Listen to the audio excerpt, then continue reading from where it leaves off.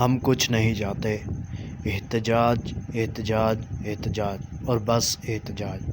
انشاءاللہ آج گستاخان صحابہ کے خلاف چوک بیگم کوٹ لاہور میں جلسہ کے بعد بھرپور احتجاج کیا جائے گا۔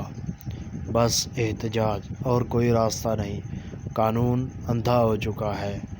ہم یہ کام اب قانون نہیں کرے گا اور ہم کریں گے، اور یقیناً قانون اگر خاموش ہو چکا ہے تو یہ کام ہمارے لیے کوئی مشکل نہیں ہے۔ ہم اس لیے قدم نہیں اٹھا رہے، ملک کو ہم شام اور لیبیا نہیں بنانا چاہتے، ملک کو ہم افراتفری سے بچانا چاہتے ہیں۔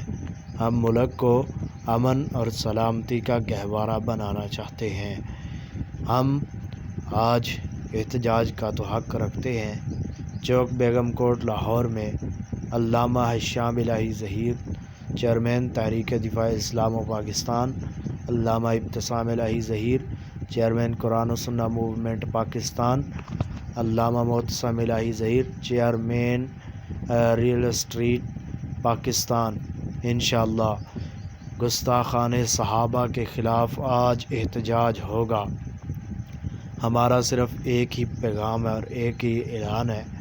آج کا دن 23 محرم 22 اگست بروز سوموار یوم احتجاج گستاخان بخلاف گستاخان امیر معاویہ اور گستاخان صحابہ مرزا جہلم کے مردود کتے لعین کے خلاف آج ہم احتجاج کے لیے ہر سو نکلیں گے، اور دنیا کی کوئی طاقت ہمیں اس احتجاج سے نہیں روک سکتی۔